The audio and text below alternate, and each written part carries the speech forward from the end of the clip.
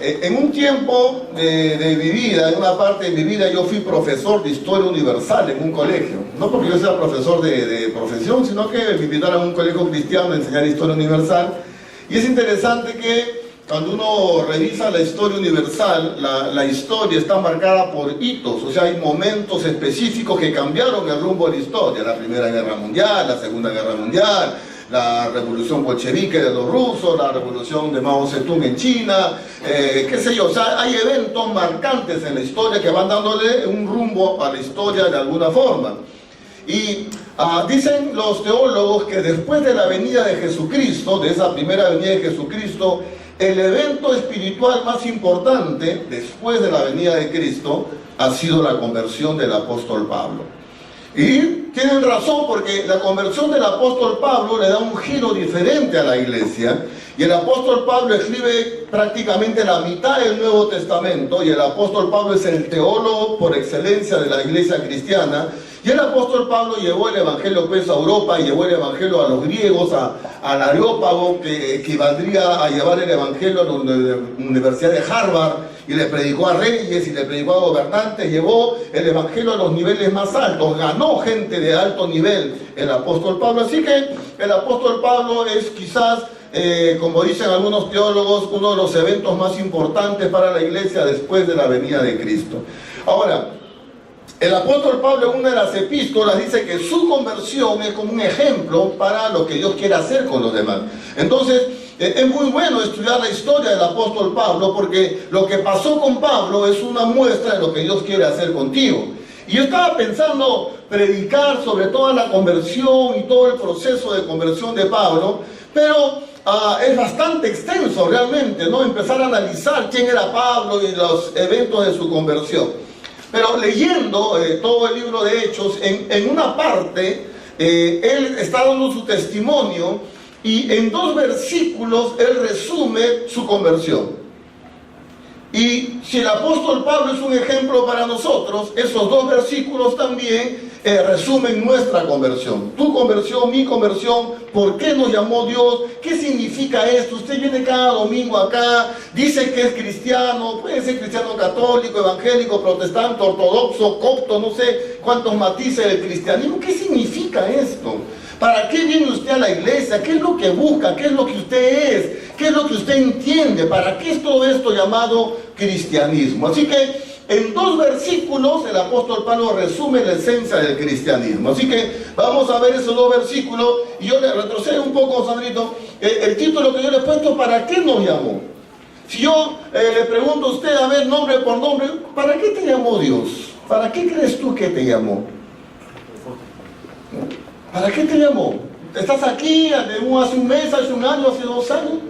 ¿Para qué? ¿Para qué es todo esto que tú llamas cristianismo? ¿Para qué es todo esto que tú llamas tu relación con Dios? ¿Para qué te llamó el Señor? Podría ser el título, y Pablo resume todo su proceso de conversión y para qué se convirtió en 2 versículos.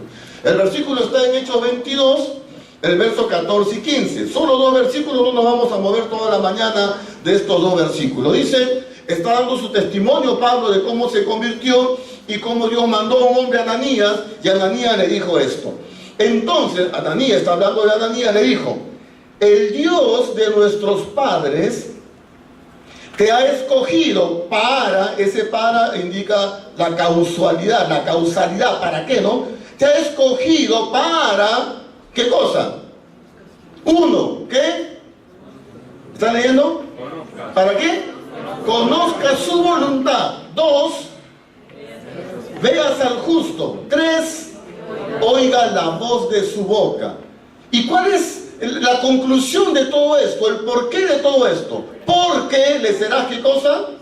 Testigo ante todos los hombres de lo que has visto y oído. Aquí en 2 versículos Pablo resume la esencia de la vida cristiana, la esencia que esto que nosotros llamamos cristianismo. ¿Para qué me llamó el Señor? Entonces dice ahí que Dios había escogido a Pablo. Vamos un poquito a reflexionar la palabra escogido, ¿ya? ¿Están conmigo? ¿Sí? Amén.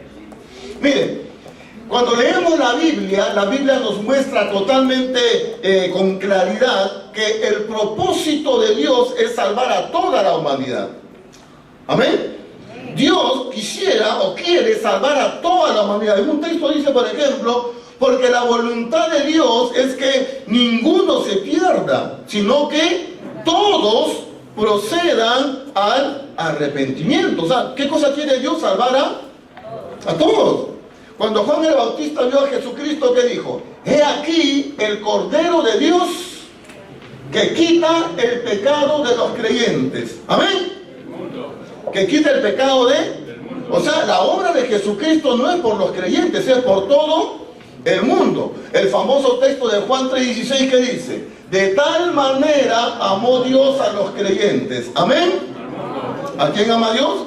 Al mundo. ¿Y qué es lo que quiere? Que todo aquel que en Él cree no se pierda, mas tenga vida eterna. Entonces, ¿qué pasa? Dios ama a toda la humanidad y Él quiere que todos sean salvos. Esa es su voluntad. Entonces, para que todos sean salvos, Dios envía a Jesucristo, muere en la cruz y empieza a llamar. Si usted lee la Biblia, Dios está llamando a cada momento. Por ejemplo, dice: vengan a mí todos, ¿no? Todos los que estén cargados y trabajados, y yo les haré descansar, vengan. En otro pasaje dice: vengan a mí a todos los sedientos, yo les daré de beber. Vengan y compren sin precio vino y leche. Vengan a mí y estemos a cuenta, dice el Señor. Si tus pecados fueren como la grana, serán emblanquecidos como la nieve. Y si fueren rojos como el carmesí, van a ser como blanca lana. Pero ven. O sea, Dios empieza a llamar a todo el mundo para que sea salvo. Pero Dios mismo le entregó al hombre un poder. Dios mismo en su soberanía decidió entregarle un poder al ser humano, que es el poder de escoger libremente lo que quiere hacer con su vida. ¿Cómo se llama eso? ¿Cómo? Libre albedrío. O sea, la capacidad de que yo escojo qué quiero hacer con mi vida. Dios me entregó ese poder. Y de cierta forma, el Dios, al entregarle al hombre este poder, se autolimitó. Dios mismo se autolimitó. ¿Por qué? Porque ya Dios no puede salvar a todos los que Él quisiera, sino que depende de qué. Depende que el hombre también tome la decisión correcta. Él quiere salvar a todos, Él no quiere que ninguno se pierda, sino que todos, dice, Él quiere que todos procedan al arrepentimiento. Pero no todos se arrepienten. ¿Por qué? Porque tienen libre albedrío. Entonces, ¿qué ocurre? Dios llama a toda la humanidad a recibirlo. Pero algunos aceptan y otros rechazan. Esos que aceptan ese llamamiento de Dios entran en la categoría de escogidos. ¿Quiénes son los escogidos teológicamente? Aquellos que Dios en su presciencia, que Él sabe todo antes que ocurra, es aquellos que Dios sabía que iban a responder a su llamado. Dice Pedro que hemos sido escogidos según la presciencia, o sea, antes de. Dios ya conocía quiénes iban a responder a su llamado. Esos que responden al llamado de Dios entran a la categoría de escogidos. Por eso que dijo el Señor Jesucristo: muchos son los llamados, pero pocos los escogidos. O sea, Dios llama a todos son llamados, pero son pocos los que deciden aceptar el llamamiento. Esos que deciden aceptar el llamamiento de Dios entran en la categoría de escogido. ¿Cuántos han aceptado el llamamiento de Dios aquí? 5, 6 más o menos. Los demás, ¿qué son? Mormones, testigos contra Jehová, ¿qué son? ¿Cuántos han aceptado el llamamiento de Dios aquí? ¿Amén? Dios nos llamó a todos. Usando nuestro libre albedrío, nosotros dijimos: yo voy. Ven a mí los que están cargados y trabajados, yo voy. Vengan a mí, pongámonos a cuenta, yo voy y me pongo a cuenta. Ven a mí los que están sedientos, yo tengo sed, voy. Tú decidiste responder al llamado, entras a la categoría de escogidos. Todos los que han recibido a Cristo entran en la categoría de escogidos. La gran pregunta es: ¿para qué? ¿Para qué entramos en esta relación con Dios? ¿Para qué respondemos a este llamamiento? ¿Para qué entramos en esta categoría de escogidos por Dios? Y el texto dice que Dios nos ha escogido para 3 cosas. ¿Cuáles son esas 3 cosas? Para conocer su voluntad, para ver al justo. ¿Quién es el justo? Cristo, ¿no es cierto? Y tercero, para oír la voz de su boca. ¿Para qué nos escogió Dios? Conocer su voluntad, para ver al justo, Jesús, y para oír la voz de su boca. Entonces vamos parte por parte. Lo primero que dice es que Dios te ha escogido para que conozcas su voluntad. Esto es fundamental. Mire, la esencia del pecado en el mundo la podemos resumir así. Hay muchas definiciones teológicas del pecado. Yo le voy a dar la definición Sandro Mariluz, ¿ya? No es ley, pero es una definición bíblicamente también. ¿Qué cosa es pecado en esencia? Porque hay un montón de pecados diferentes, ¿no es cierto? Pero ¿qué cosa es en esencia el pecado? Yo lo defino así, teológicamente, pero también es mi postura, ¿no? La esencia del pecado es esta: poner mi voluntad encima de la voluntad de Dios. Esa es la esencia del pecado. Dios le dijo a Adán: come cualquier árbol de este huerto, pero este árbol, mi voluntad es que no comas. Era la voluntad de Dios, no comas. Entonces, ¿qué viene? Viene la tentación y Adán dice, viene Eva con una manzana preciosa, ¿no? Había ido al metro, había promoción, compras 2 y te llevas 3, estaba en oferta la manzana, aunque no es una manzana, y le ofrece el fruto prohibido. Entonces, Adán dice que la fruta era codiciable, no, o sea, era una fruta que daba ganas de comer. Entonces, uy, yo quiero comer, ¿no? Pero Dios le dijo, no comas. ¿Cómo o no como? Ahí está la esencia del pecado. ¿Qué hizo Adán? En esencia, ¿cuál fue su razonamiento? Dios no quiere, ¿no es cierto? Dios no quiere, pero yo quiero. Dios no quiere, pero yo quiero, pues. ¿Y cómo? ¿Qué pasó? Fracasó. Entonces, ¿cuál es la esencia del pecado? Poner una voluntad en contra o por encima de la voluntad de Dios. ¿Cuál es el problema del ser humano? Con todo cariño se lo voy a decir porque es tu problema y mi problema también. Es el problema de la humanidad. Somos voluntariosos. ¿Qué somos? O sea, se nos mete algo en la cabeza y queremos hacerlo. Pues yo quiero, no me importa un pepino lo que Dios diga. Yo quiero hacer esto y quiero ir para acá, quiero ir para allá. El hombre sigue tomando decisiones cada día sin consultar a Dios. La esencia de nuestros problemas es que vivimos haciendo lo que queremos y no lo que Dios quiere. Pero ¿para qué nos escoge Dios? Para que conozca su voluntad. Porque Dios tiene un plan para tu vida. Dios tiene un proyecto, un propósito para tu vida. Dios no está haciendo experimentos. Dios es un Dios de propósito. Lo que Él hace, lo hace con un fin determinado. Él te mandó a este mundo con talentos, con habilidades, con capacidad de hacer ciertas cosas. Te puso en un entorno familiar, social, nacional. Y todo lo que te rodea es parte de un propósito de Dios. Pero ¿cuál es el problema del ser humano? No buscamos la voluntad de Dios y simplemente tomamos decisiones. Voy para acá, voy para allá, hago esto, hago el otro, me meto aquí, me meto allá y después venimos llorando, ay, porque nos golpeamos contra una pared. ¿Por qué? Porque hicimos nuestra voluntad. Somos voluntariosos, pues. Pero ¿para qué nos escogió el Señor? ¿Para qué? Para que conozca su voluntad, para que sepa, mira, este es el plan que tengo para tu vida, hijo. Ministerialmente, socialmente, laboralmente, profesionalmente, empresarialmente, en todas las áreas de tu vida tengo un plan para ti, quiero que lo conozcas. Pregunta, mi querido hermano, con todo cariño, ¿usted conoce cuál es el plan de Dios para su vida? ¿Usted conoce cuál es la voluntad de Dios para su vida? Por eso nada satisface, pues, por eso nuestra vida no tiene sentido. Por eso vamos de tumbo en tumbo, de fracaso en fracaso, porque estamos haciendo las cosas sin saber si es la voluntad de Dios o no. ¿Cuántas veces he visto a creyentes que hacen lo que incluso piden consejo? Pastor, mire, tengo esta situación. Uno le da un consejo según la palabra de Dios, pero al final hace lo que quiere. Y después vienen, ay, pastor, mire lo que me pasó. ¿Para qué haces eso, pues? Estás haciendo lo que tú quieres con tu vida. Mire, si usted hace lo que usted quiere con su vida, yo le aseguro, y si fuera lícito apostar, le apostaría, le va a ir mal. Si usted hace lo que usted quiere con su vida, le va a ir mal, porque la única garantía de que usted tenga una vida fructífera y exitosa es si usted está en el centro de la voluntad de Dios. La mejor oración que puede hacer un cristiano después de la oración de recibir a Cristo es la oración de Getsemaní. ¿Recuerdan al Señor Jesús? ¿Cómo oró en Getsemaní? ¿Qué dijo?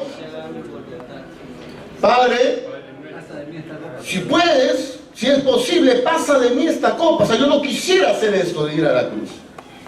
Pero no se haga mi voluntad, sino la tuya. ¿Cuántas veces ha hecho usted esta oración? ¿Cuántas veces usted se ha postrado delante del Señor diciéndole, Señor, yo quisiera hacer esto, Yo quisiera ir para acá, quisiera meterme en esto, pero no se haga mi voluntad, Señor, sino la tuya. Me someto a tu voluntad, me rindo a tu voluntad, me entrego a tu voluntad. ¿Qué es lo que quieres? Quiero conocer tu voluntad. En este tema que tengo que decidir, ¿qué es lo que tú quieres, Señor? En esta área de mi vida, ¿qué es lo que quieres de mí? En esta situación específica, ¿qué es lo que tú quieres que yo haga? ¿Qué quieres de mí, Padre? ¿Qué es lo que tú quieres lograr conmigo? ¿A dónde me quieres llevar? No quiero hacer lo que yo quiero con mi vida, quiero hacer lo que tú quieres, porque si hago lo que yo quiero voy a fracasar, y no quiero fracasar. Quiero vivir una vida abundante, quiero vivir una vida intensa. Enséñame tu voluntad, y Dios te va a hacer conocer su voluntad. Pero tú tienes que querer hacer la voluntad de Dios. El Señor Jesucristo dijo: si alguno quiere hacer la voluntad de mi Padre, conocerá que mi doctrina es verdadera. El que quiera hacer la voluntad, conocerá cuál es la voluntad. ¿Usted quiere hacer la voluntad de Dios o usted quiere hacer lo que quiere con su vida? ¿Qué es lo que usted quiere hacer con su vida, mi hermano? ¿Para qué vive usted? Ah, no, yo voy para acá, yo voy para allá, me meto acá, me meto allá. Y después va a estar llorando, pues. Porque el único lugar perfecto para usted es el centro de la voluntad de Dios. ¿Cuál es la voluntad de Dios para su vida? Hace muchos años atrás, algunos conocen mi testimonio, no les voy a contar el testimonio ahora, pero mi vida fue bastante complicada hasta los 25 años, drogas, alcohol, dejé universidad, dejé trabajo, era un caos. Mi vida fue un fracaso total hasta los 25 años que conocí al Señor. Cuando conozco al Señor empecé a reconstruir mi vida con la ayuda del Señor, empecé a tratar de hacer algo importante con mi vida después de haber fracasado en todo. En ese tiempo llega a mi mano un libro que se llamaba Todo sobre la voluntad de Dios, de James Dobson.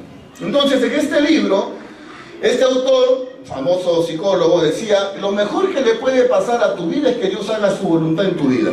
Pero el hombre se deja engañar por el diablo y tiene miedo a la voluntad de Dios. ¿Se acuerdan del Padre Nuestro? Que en una parte del Padre Nuestro, ¿qué dice el Señor? Entre tantos pedidos que hay: hágase tu voluntad aquí en la tierra como en el cielo. Inclúyeme a mí ahí.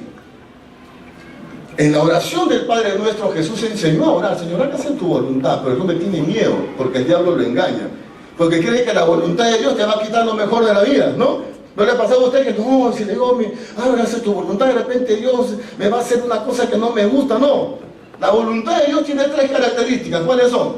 Buena, agradable. Buena, es agradable y es buena, porque Dios es bueno. Lo que Dios quiere para ti va a ser bueno, no va a ser malo. Es agradable porque vas a tener paz, te vas a sentir bien. Y es perfecta porque no la puedes mejorar. ¿Sabes cuál es la necesidad del ser humano? Que creemos ser más sabios que Dios. Y le decimos: Dios, ¿sabes que tu plan está bonito, Dios, pero no está muy bueno? Mejor es el plan mío. Entonces, mejor voy a hacer mi plan. Así vivimos nosotros, diciéndole a Dios que su plan es imperfecto. No, su plan es perfecto. Entonces este libro decía: entrégate a la voluntad de Dios, ríndete a la voluntad de Dios. Y hacía una sugerencia de un ejercicio. James Dobson decía: agarra una hoja en blanco y haz un pacto con Dios. Y dile: Dios, esta hoja en blanco es la historia de mi vida, en todas sus áreas. Yo no sé qué es lo que tú quieres de mí, pero pongo esta hoja en blanco delante de ti para que tú llenes la historia de mi vida con tu voluntad. Y yo firmo abajo aceptando lo que tú quieras para mí. Así sugería. Estaba con Nelly, le dije: Nelly, mire, leí este libro, no teníamos nada, no era nada socialmente, económicamente, ministerialmente, no era nada. Le digo: Nelly, mira, vamos a hacer este pacto con Dios. Y ella me dijo: ya. Agarramos una hoja en blanco, solemnemente, con toda la seriedad del mundo, le dijimos: Dios, queremos hacer un pacto contigo. Yo no sé cuál es tu plan, no sé qué es lo que quieres de mí y de nosotros, pero yo quiero someterme a tu voluntad. Esta página en blanco es la historia de nuestra vida. Haz lo que tú quieras con nosotros. Y los dos firmamos, seriamente. Hicimos un pacto con el Señor. Han pasado, ¿cuánto? 20 años de esto. Y Dios ha llenado esta hoja en blanco con las partes más hermosas de mi vida. Nos dio un hogar, nos dio unos hijos maravillosos, nos dio un ministerio. Dios me dio todo cuando yo no era nada. Ese pacto que hicimos con mi esposa fue un pacto que quebró y trajo una nueva historia a nuestra vida. Dios quiere que conozcas su voluntad. Hay un plan de Dios para tu vida, ¿lo sabes? Si tú lo buscas, Dios te lo va a mostrar. Y lo que Dios quiere para ti siempre será lo mejor. La voluntad de Dios para tu vida es lo mejor que le puede pasar. No vivas como Frank Sinatra. La teología de Frank Sinatra, ¿recuerdan? A mi manera, ¿no?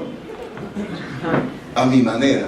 Entonces la gente vive a su manera. Bueno, yo pienso, yo creo. No pienses nada, hermano. No creas nada. El ser humano sin Dios no vale absolutamente nada. Si usted cree que puede vivir sin Dios, es un acto de soberbia. El ser humano necesita de Dios en cada área de su vida. Y Dios te ha escogido para que conozcas su voluntad. Dios quiere que la sepas. Él te la va a mostrar, Él te la va a enseñar. Pero tú tienes que buscar. Entonces lo primero que Dios ha hecho, ¿qué cosa? ¿Está escogido para qué? Para que conozcas su voluntad. Dios quiere que tú sepas cuál es el plan que Él tiene para ti. Y si tú aceptas entrar en ese plan de Dios, vas a vivir los años más hermosos de tu vida. Con pruebas y con luchas, pero serán los mejores años de tu vida. Porque lo que Dios quiere para ti es bueno, agradable y perfecto. Amén. Entonces, ¿para qué nos llamó Dios? Primero, nos ha escogido para conocer su voluntad. Segundo, ¿para qué más? Para ver al justo. O sea, Jesús es el justo. Ahora, acá hay un fenómeno que se llama hebraísmo. Un hebraísmo es un término judío que significa algo, es una manera judía de decir algo. Entonces, este ver a Jesús tiene una implicancia más amplia que simplemente ver. Mire, para que usted entienda lo que es ver en el pensamiento judío, porque usted va a leer la Biblia y va a encontrar frases como esta. Víctor leyó un salmo en momento de oración, hablaba de contemplar tu rostro, algo así. Para ver la hermosura de tu... Para ver la hermosura, ¿no? Ver la hermosura. Otros textos hablan de contemplar la hermosura, hablan de ver su rostro. ¿Qué quiere decir con eso de ver, contemplar? Es mucho más que ver, es una intimidad tan profunda que incluso cuando se habla de relaciones sexuales se usa el mismo término, ver. Por ejemplo, dice ver la desnudez. Cuando usted lee la Biblia dice no verás la desnudez de tu hermana, es no tengas relaciones sexuales con tu hermana, está prohibiendo el incesto. No verás la desnudez de la hija de tu hermano, está diciendo no tengas relaciones sexuales con tu sobrina, son incesto. Entonces el ver implica intimidad. Entonces cuando la Biblia habla de ver el rostro de Dios, de ver al justo, todo lo que sea ver, contemplar, ¿está hablando de qué? Está hablando de el más alto nivel de intimidad. Y cuando dice que Dios te ha escogido para que veas al justo, Jesucristo, ¿qué es lo que te está diciendo? Dios te ha escogido ¿para qué? Para que tengas el más alto grado de intimidad con Jesús. Ahora mire, lo que le voy a decir. Hay millones de gente en el mundo que se llaman cristianos. Cristianos católicos, cristianos evangélicos, protestantes, ortodoxos, coptos, no sé qué más. ¿Ya? Y aún cristianos que se llaman evangélicos. ¿Y sabe qué? Todavía no han visto al justo. O sea, vienen a la iglesia, se llaman cristianos, tienen su Biblia, tienen cara de cristianos, hablan como cristianos, se comportan aparentemente como cristianos, pero nunca han visto, o sea, no han tenido ¿qué cosa? Un alto grado de intimidad con Él. No saben lo que es la intimidad con Dios. A pesar que vienen a la iglesia. ¿Usted sabe lo que es la intimidad con el Señor Jesucristo? Usted ha experimentado, mire, escúchame bien. Usted puede tener años llamándose cristiano. Años, ¿ya? Y hacer todo lo que se supone un cristiano hace. Venir a la iglesia, congregar, diezmar, ofrendar. Todo lo que se supone que debe hacer un cristiano, usted puede hacerlo. Y sin embargo, nunca haber tenido intimidad con el Señor. ¿Sabe cuál es un ejemplo? Job. ¿Qué dice la Biblia de Job? Que era el hombre más justo de toda la tierra. ¿No es cierto? Era un hombre temeroso de Dios, cumplía todos los rituales, hacía sacrificios, dice que hacía sacrificios por su hijo. No había un hombre más justo en toda la tierra que Job. Él era un buen hombre, temeroso de Dios, creyente. Se hacía una encuesta y le preguntaban, ¿tú crees en Dios? Él iba a decir sí. ¿Tú eres creyente? Él iba a decir sí. Y vaya que lo era. Y tenía una vida intachable. Sin embargo, después de haber tenido una prueba tremenda de parte de Dios, donde Dios trató con su carácter, después de haber sido quebrado en su orgullo, en su religiosidad, Job dice lo siguiente: de oídas te había oído, pero ahora, recién ahora, mis ojos te ven. años adorando a Dios sin haber visto, sin haber tenido intimidad con su Señor. Usted puede pasarse años en la iglesia sin saber lo que es ver al justo, tener intimidad con el Señor. ¿Usted tiene intimidad con el Señor? Otro ejemplo, un profeta, el profeta Isaías, el profeta mesiánico por excelencia. ¡Profeta! Ni siquiera un buen creyente, era un profeta, un hombre que hablaba de Dios, profetizaba de Dios, reprendía el pecado del pueblo, un profeta. Un ungido del Señor que estaba ministrando delante de reyes. Sin embargo, en el capítulo 6, él tiene una visión donde ve al Señor en su trono. Entonces Isaías, profeta, años profetizando, dice: soy hombre muerto, porque siendo un hombre de labios impuros, mis ojos han visto al Rey. Primera vez que tuvo una visión, un contacto de intimidad con su Señor, a pesar que profetizaba durante años. Usted puede pasarse años siendo creyente sin haber tenido esa intimidad que es ver al justo. Esa intimidad requiere tiempo, mi hermano. Hace tiempo que no, por el trabajo y por todo el tema, perdí la práctica de levantarme de madrugada a orar. Porque a veces uno está cansado, ya los años, qué sé yo, uno se acostumbra también. Pero esta semana que pasó, por cuestiones de trabajo, tuve que levantarme muy tempranito. Y después de tiempo me he levantado casi a oscuras. Y yo no sé cómo es, no me pida que le explique matemáticamente esto, yo no sé cómo es esto, ¿ya? No me pida una explicación lógica, racional de esto. Pero lo que sí le puedo decir, que levantarse de madrugada a orar es diferente. Es diferente, yo no sé por qué, no me pida una explicación. Pero la Biblia dice que Jesús se levantaba siendo aún muy oscuro y se ponía a orar, por algo debe ser. Pero esta semana volví a experimentar esa sensación tan diferente de levantarte a oscuras y tener un momento de intimidad con tu Señor. Es diferente, mi hermano. Por eso la Biblia dice: me encuentra a los que temprano me buscan. Busca intimidad con el Señor. ¿Hace cuánto tiempo que no tienes tu vigilia personal, tú y Dios, toda la noche? ¿Hace cuánto tiempo que no te levantas de madrugada para buscar el rostro de tu Señor y tener intimidad con Él? Para eso te escogió el Señor, para que tengas intimidad, para que disfrutes esa cosa diferente que es tener intimidad con tu Señor y derramar tu corazón delante del Señor y contemplar su hermosura, como dicen los salmos. Para eso te llamó el Señor, para que tengas intimidad con Él. ¿Amén? Entonces, ¿para qué nos ha escogido Dios? Para conocer su voluntad. Segundo, para ver al justo, que es tener, ¿qué cosa? Intimidad. Y tercero, dice que Dios te ha escogido, esto qué precioso, ¿no? Para que oigan la voz de su boca. Qué precioso. Dios te ha escogido para que oigas la voz de su boca. ¿Cuántos saben que Dios habla? Dios no es mudo, ¿eh? Dios sigue hablando. Dice la Biblia en Hebreos capítulo 1, cuando empieza, dice: Dios, habiendo hablado antes muchas veces y de muchas maneras a nuestros padres por los profetas, nos ha hablado ahora en este tiempo a través de su Hijo Jesucristo, por quien asimismo hizo el universo y a quien ha constituido heredero de todo. Dios habla de muchas veces y de muchas maneras. Entonces, Dios es un Dios que habla. Y mire, escúchame bien lo que le voy a decir. ¿Me escuchan? Usted necesita oír la voz de Dios. Espiritualmente hablando, no puede vivir sin que Dios le hable. Jesús dijo así: no solo de pan vivirá el hombre, sino de ¿qué? Toda palabra que salga ¿de dónde? De la boca de Dios. ¿Qué está diciendo Jesucristo? Así como necesita comer. ¿Cuántos toman desayuno todos los días? O ayunan toda la semana, son tan espirituales que ya no comen. ¿Ah? ¿Cuántos comen todos los días?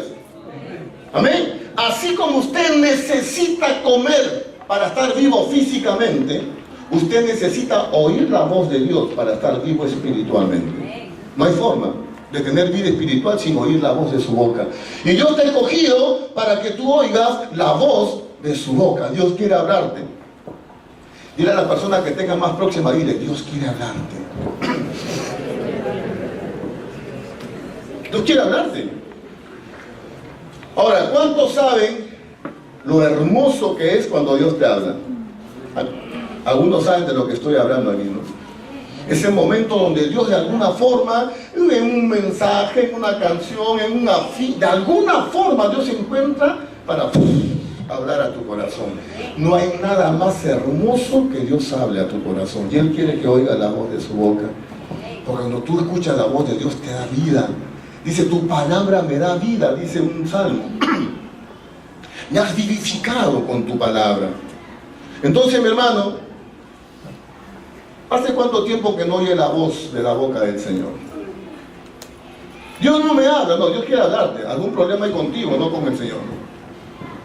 El emisor no es el problema es el receptor. Algo está pasando que está interfiriendo para que Dios te hable. Pero Dios quiere hablarte. Y Él va a encontrar formas. Es gracioso las formas que Dios usa para hablar. Un pastor me contaba, por si acaso, a veces los pastores tenemos crisis de fe también, ¿eh? A veces estamos ahí dudando de la vida, del llamamiento, de todo. Hay momentos duros para los pastores. Este es un pastor amigo mío que tenía una crisis de fe donde no entendía, dudaba del amor de Dios. Decía, ¿cómo será que Dios me ama? No me ama, Señor, tú no me amas, no siento, ¿no? La famosa frase, no siento que Dios me ama. Y él no sentía que Dios le amaba y estaba en una crisis. Realmente estaba en crisis pensando que Dios no lo amaba. Entonces dice que él estaba en un microbús y estaba orando, Señor, no siento que me amas, por favor, dime que me amas de alguna forma, yo no sé, pero dime que me amas, háblame, Señor. Estaba clamando en el micro, y entonces el microbús se para en un semáforo y al costado se para otro microbús. Y ustedes saben que la gente, los microbuseros ponen algunos textos en la parte de atrás, ¿no? Entonces él estaba, Señor, háblame, dime que me amas, dime que me amas. Y se para el otro microbús al costado y atrás tenía escrito, sonríe, Dios te ama. Y Dios le habló y se puso a llorar, porque hasta un microbusero usa a Dios para hablarte. Mira, Dios quiere hablarte. En una época muy dura de mi vida yo vendía tocando puertas y todo estaba mal, en una época complicada, de mucha aflicción, de mucho sufrimiento para mí. Yo estaba en una crisis también de aflicción, yo estaba muy afligido. Entonces le decía, Señor, háblame, Señor, estoy triste, desanimado, todo me sale mal, yo no sé qué pasa con mi vida, todo me salía torcido. Y entonces estaba tocando puertas, pero orando, ¿no? Señor, háblame, Señor, háblame. Toco una puerta y una señora me abre su puerta, así, ¿no? Como que abre así la puerta, y tenía como una columna ahí en la mitad de su sala, y en la columna había un texto. El texto decía, muchas son las aflicciones del justo, pero de todas ellas le librará el Señor. Esas letras salieron de la columna y atravesaron mi corazón. Dios me habló. Cuando la señora me dice, ¿qué es eso? Yo no podía hablar todo. Quería llorar, porque Dios me había hablado, porque Dios me había dado la voz de su boca. Usted necesita escuchar la voz de Dios, pero para oír la voz de Dios hay que estar buscándola. ¿Con qué actitud viene usted al culto? La actitud correcta, Señor, háblame. Cuando usted viene los miércoles, háblame. Cuando usted va los jueves a las mujeres, Señor, háblame. Cuando lee su Biblia, háblame. El que busca, si usted está buscando que Dios le hable, Dios le va a hablar. Y usted necesita oír la voz de su boca. Y para eso te escogió el Señor, para que oigas la voz de su boca. Y la boca de Dios te va a hablar palabras que te van a dar vida, te van a aconsejar, te van a dar dirección.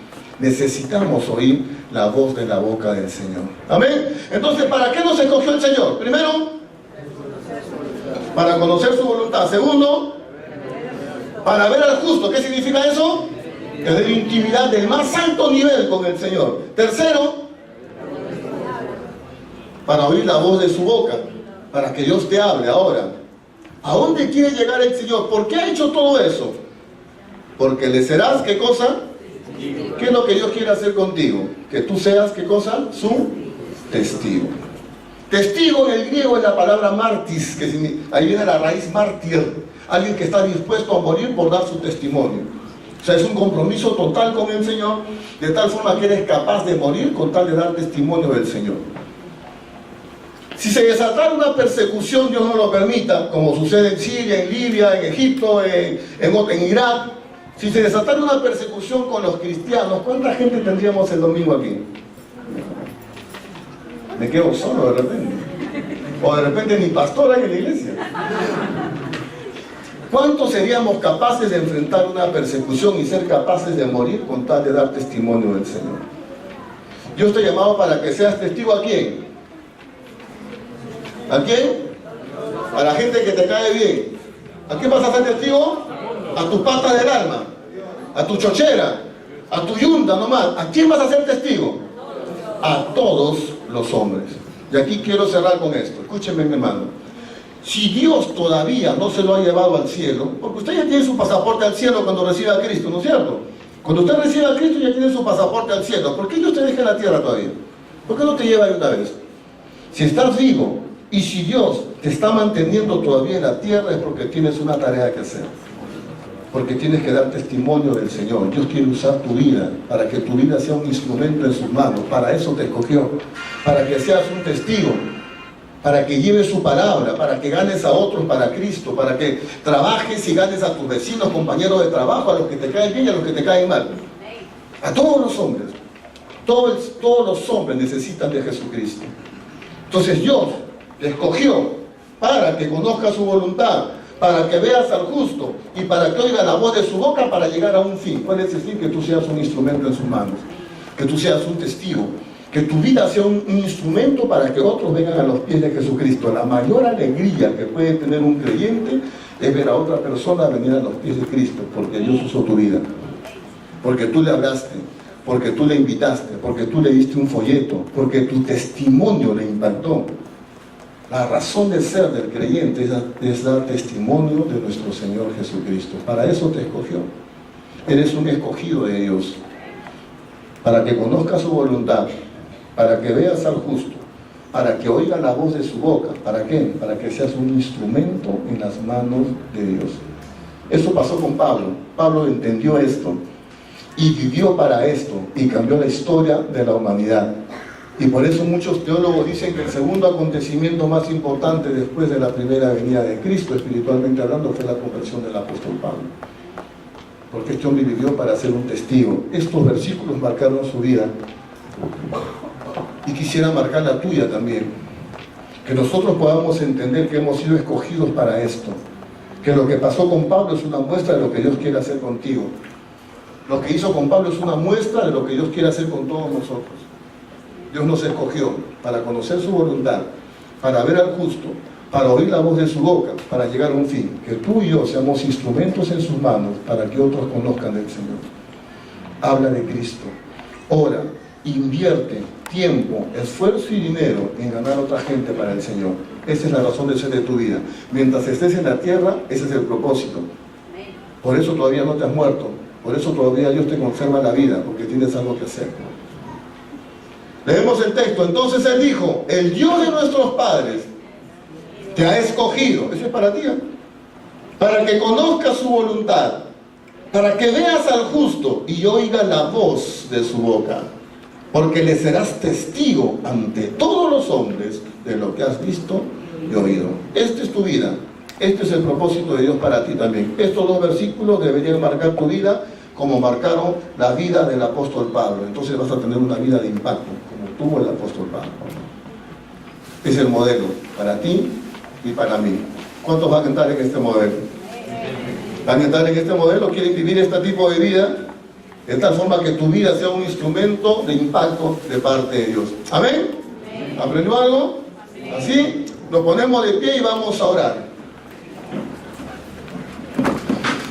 Te damos gracias, Señor, en esta mañana especial. Gracias, Señor, porque por tu misericordia, por tu gracia, estamos en este selecto grupo de los escogidos. Pero, Padre, tu palabra nos muestra que no nos has escogido para gloriarnos, para regocijarnos en nosotros mismos. Hemos leído en esta mañana, Señor, que tú nos has escogido para conocer tu voluntad, para ver al justo y para oír la voz de tu boca. Porque tú quieres que cada uno de nosotros seamos testigos ante todos los hombres de lo que Jesucristo hizo en nuestra vida. Padre, oramos para que nos hagas conocer tu voluntad en cada área de nuestra vida, Señor, en lo espiritual, en lo familiar, en lo empresarial, económico, sentimental, en cada área de tu vida. Queremos decirte como Jesús en Getsemaní: hágase tu voluntad y no la nuestra. Que realmente, Padre, tu voluntad se haga en mi vida, Señor. Renuncio a hacer lo que yo quiero para hacer lo que tú quieres, Padre. No permitas que plantee mi vida haciendo solo aquello que a mí me gusta, sino que yo pueda hacer lo que a ti te gusta, lo que tú quieres, tu voluntad en mi vida. Hágase tu voluntad, Señor, y no la mía.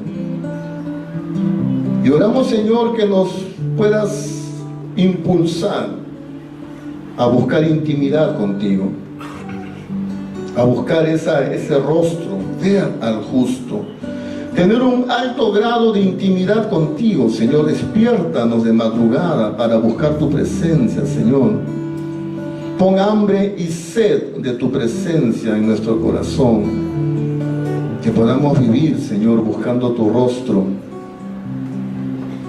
Y Padre, en el nombre de Jesús, queremos oír la voz de tu boca. Háblanos cada día, Señor, de diferente forma, con la palabra, con la Biblia, con mensajes, con los cultos. De alguna forma, háblanos al corazón, porque necesitamos oír la voz de tu boca, Señor, porque tu palabra nos da vida, tu palabra nos da consuelo, nos da dirección. Pero que nunca nos olvidemos, Señor, que si estamos aquí en la tierra todavía, es porque quieres usar nuestras vidas para ser testimonio, para ser testigos a todos los hombres de todo aquello que hemos visto y oído. Dios te ha escogido, mi hermano, para que conozcas su voluntad. No te atrevas a mover un dedo, no te atrevas a tomar decisiones, no te atrevas a ir para aquí o para allá sin consultar a Dios, sin preguntarle: Señor, ¿cuál es tu voluntad en este asunto? ¿Qué es lo que tú quieres, Padre? Muéstrame. Y Él quiere que tú conozcas su voluntad. Yo no sé cómo está tu intimidad con el Señor. Quizás el trajín, el trabajo, el cansancio han hecho que simplemente congregues, vengas al culto, leas un poco la Biblia, pero hace tiempo no sabes lo que es tener intimidad con el Señor. Dios te ha escogido para que veas al justo, para que tengas intimidad con Jesucristo. Busque esa intimidad, mi hermano. Para eso te escogió el Señor, y para que oigas la voz de su boca. Lee la Biblia, busca oír la voz de Dios, abre tu corazón, dile: Señor, háblame, y Dios te va a hablar, porque Dios es un Dios que habla. Dios habla muchas veces y de muchas maneras. Necesitamos oír la voz que sale de la boca de Dios. No solo de pan vivirá el hombre, sino de toda palabra que sale de la boca de Dios. Pero todo eso tiene un objetivo: es que tú y yo seamos instrumentos, testigos en las manos de Dios, para que otros puedan conocer al Señor. La razón de ser de tu vida es el instrumento en las manos de Dios. Solo así encontrarás satisfacción, alegría y felicidad, sirviendo a Dios con todo tu corazón, siendo instrumento en las manos de Dios. Para eso Dios todavía no te ha quitado la vida. Para eso todavía estás en este mundo, para ser un testigo. Pero te animo a que en tu lugar hagas una oración y le digas: Señor, yo quiero entrar en este modelo. Este modelo que siguió el apóstol Pablo es el modelo que yo quiero seguir. Yo me alineo a este modelo, Señor, porque esto es el corazón de Dios para ti. Te damos gracias, Señor, en esta mañana. Tú eres bueno. Sigue hablando a nuestro corazón, Señor. Sigue consolidando nuestra relación contigo, y que realmente cada uno de nosotros podamos entrar en este modelo, Señor. Vivir para conocer tu voluntad, para ver al justo, para oír la voz de tu boca, para finalmente ser testigos, Señor, tus instrumentos. Te damos gracias en esta mañana, papá. Tú eres bueno.